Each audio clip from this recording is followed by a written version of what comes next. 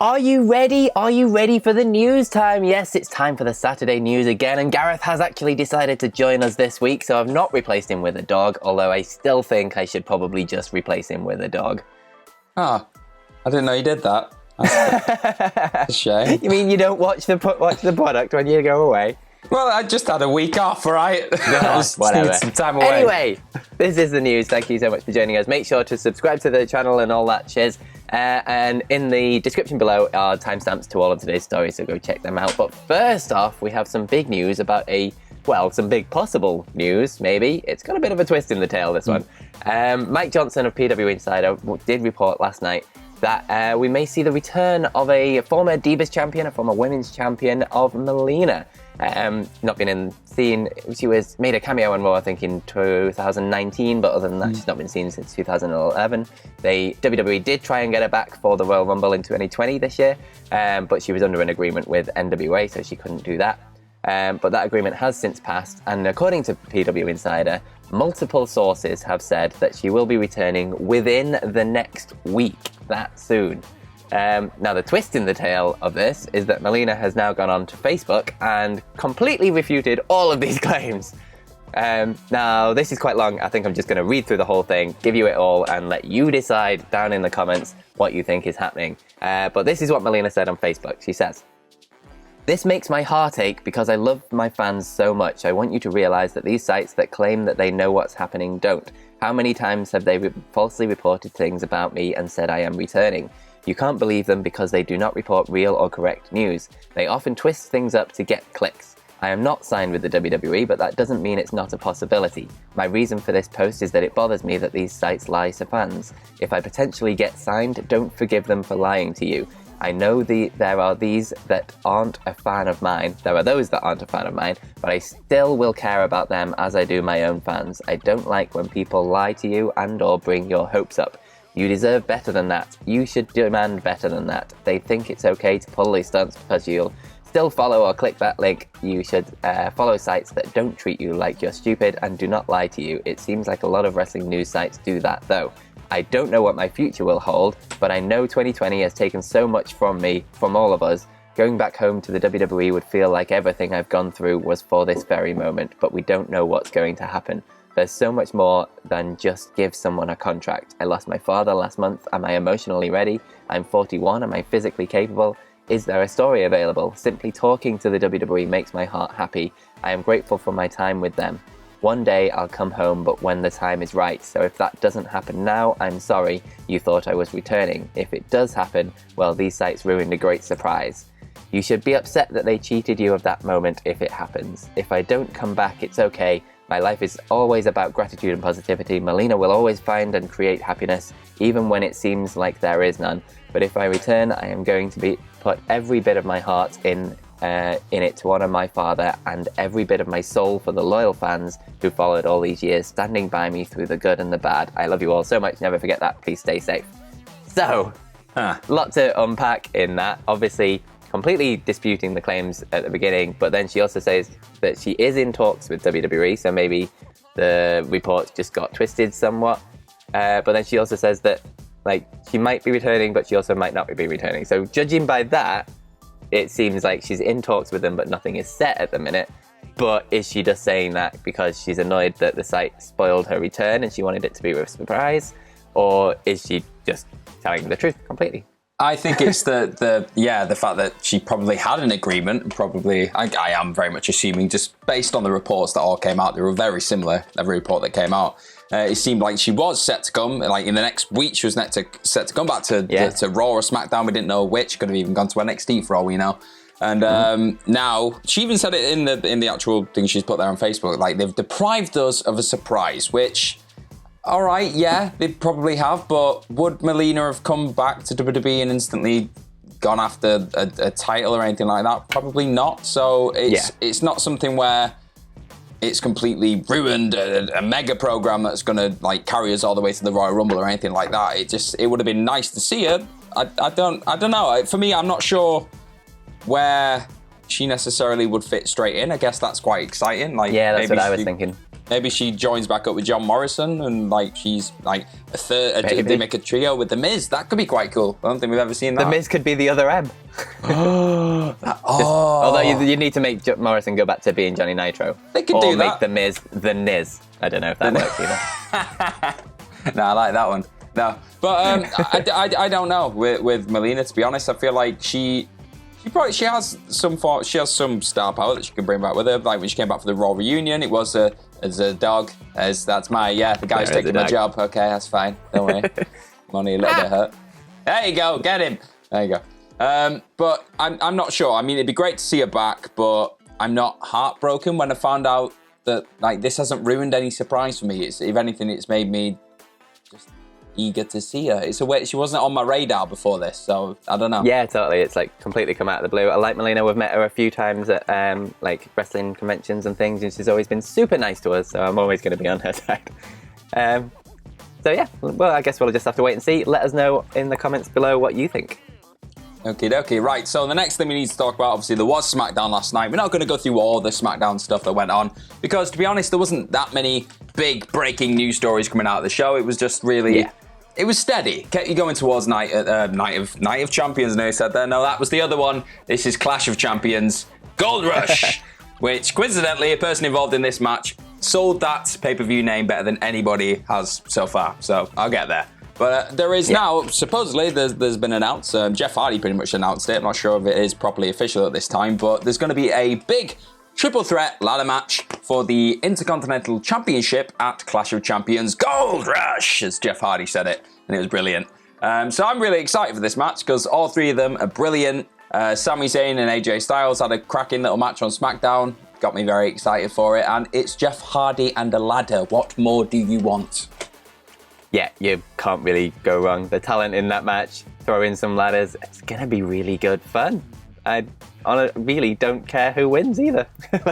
Any of those, I would be perfectly happy with being the Intercontinental Champion.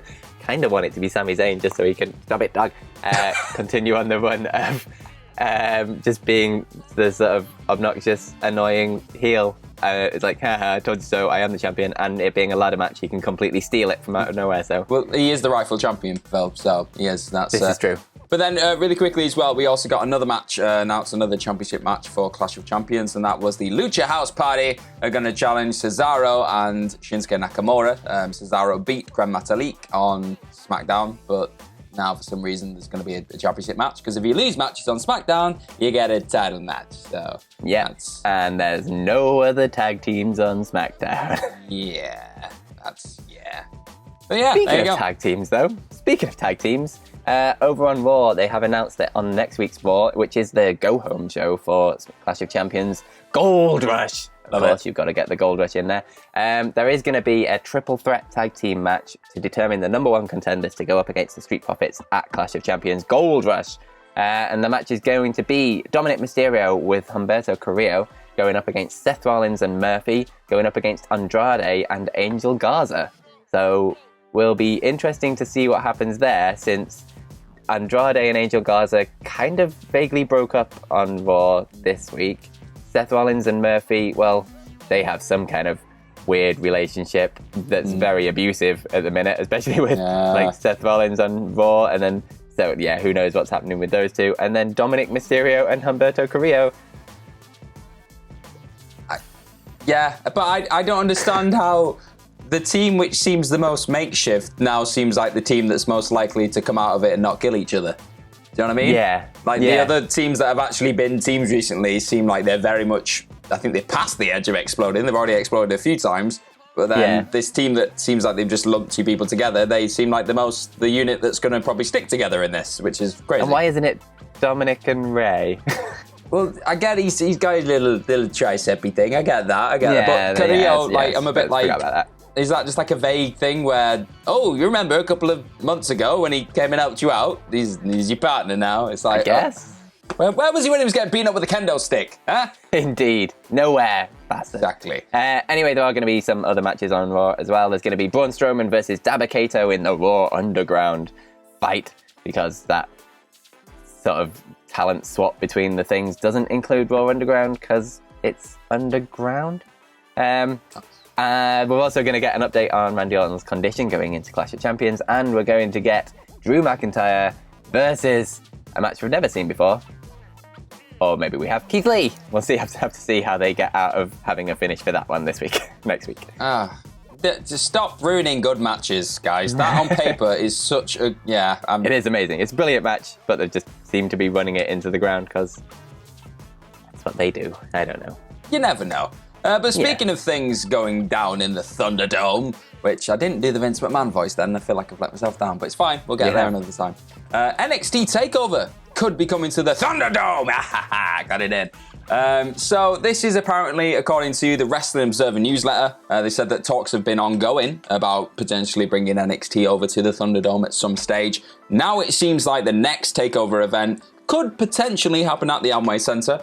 But if it doesn't, it will go down in Full Sail like they have done recently. But for me personally, I'd quite like to see it in the Thunderdome because I feel like I'm so tired of people banging on those plexiglass things and the really... I get it, they've got chimed in fans for the Thunderdome and the rest of it, and yeah, you get your boos and cheers when WWE want you to do that. I get that. Yeah.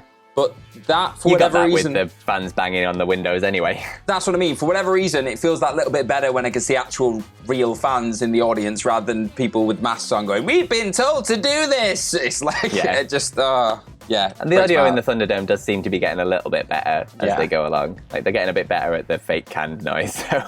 Yeah. But I'd like to see it in the Thunder... I want Takeover in the Thunderdome. That's my vote on this, so we'll see what happens. Yeah, I'm with you on that one. Something a little bit different for it. Make it stand out from the other other NXT shows. Makes sense. Yes. I'm going to round things off now with a Twitter question, only the one, because one person decided to put a picture of their dog on the tweet, and so I kind of can't, ignore that. No, I saw this. I'm so glad. Yes. So Mark Solid on Twitter says, "Happy Saturday, guys. Hope all is well. Thoughts on Heyman bringing Brock back to Raw to claim that title, and him and Roman conquer brands until WrestleMania to have hopefully Big E and Drew defeat them. Saturday smiles," and then there's a picture of it. Yeah, So let's just ignore that. Let's talk about the doctor now, Joe. It was. Yeah, I like this question though because I love how sassy it sounds. It's like that title on Raw, that other one that's not the Universal title. I'd love that because I like it when the shows are connected, but they haven't got people popping up on every show. Do you know what I mean? I like it when there's little narratives that weave in and out of each show, and there's a connector. Like they were talking, I think, yesterday about Big E and Kofi Kingston potentially being split on brands, but then having Xavier Woods as a manager for both. It just keeps everything connected and keeps you wanting to watch both shows in a weird way. So I'm up for that. I'm so up for that. Yeah, 100% up for that. I think just the image of Heyman having all of the BC champion boys by his side is amazing. And for that whole thing to crumble at WrestleMania would be a really good moment. And that's their stable name, the Beastie Championship Boys. I like that. Yeah. 100%. Did you have something to close us off with? Yeah, I do. I've got a very just made me giggle last night story. That's how I'm going to summarise it. The Rock has ripped his front gate off because he's The Rock. It's the best thing ever. He's currently filming Red Notice, which is going to land on Netflix, I think, next year. No, this year, November, apparently. So, it's going to get wrapped up pretty soon. So, his gate locked because of a power outage after some severe storms in the area. Happens to me all the time. My front gate just locks on me. I've got I'm going to get out. The Rock decided that no, he wasn't going to climb the gate. He wasn't going to go under the gate. He was going to go through the gate. So after pushing, pulling, and ripping, the gate completely got pulled off by The Rock, for want of a better phrase. He said that he ripped it completely out of the brick wall, severed the steel hydraulics, and threw it on the grass. My security team was able to meet the gate technician and welders about an hour later, and they were apparently in disbelief and equally scared. That is a quote. As to how I ripped it off, laughing emoji. Not my finest hour, but I had to go to work. No, Rock, I disagree. I think this is your finest hour. This is brilliant. Nothing stops The Rock from his movie. I'm torn between either The Rock is insanely strong, which is obvious anyway, just look at him, or he just bought a really shoddy gate. Don't ruin the dream, Phil. He's Black Adam, right? He's incredibly strong. He is incredibly strong. That's just crazy. I love. I wanted to know where was somebody with a camera at this point to see The Rock. I know. Get red notice.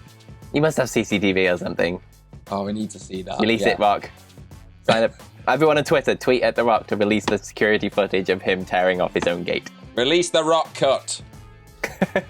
And on that gate-smashing note, that is the Saturday News. Thank you very much for joining us. If you want to talk to us, you can follow us on Twitter at FillMyChambers, and you can follow Gareth at GMorgan04.